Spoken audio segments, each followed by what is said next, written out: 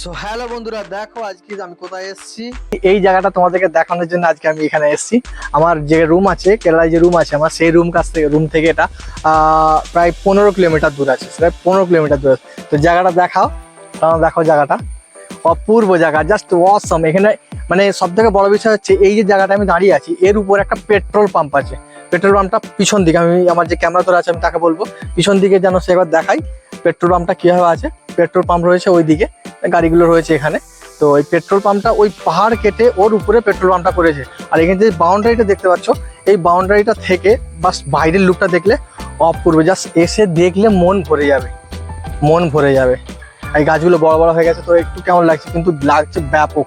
সিনটা দেখে কেমন লাগছে অবশ্যই কমেন্টে জানাও। আর ভিডিও যদি ভালো লাগে লাইক করতে ভুলবে না কিন্তু। আর চ্যানেলটা যদি প্রথমবার হয়ে থাকে চ্যানেলটা সাবস্ক্রাইব করে বেল বাটনটা বাজিয়ে দেবে, যাতে করে যে কোনো ভিডিও আমি আপলোড করবো কেরালা থেকে তো তোমাদের কাছে নোটিফিকেশনটা পৌঁছে যাবে। তো চলো দেখা হচ্ছে অন্য কোনো নতুন ব্লগ ভিডিও, ততক্ষণ ভালো থেকো।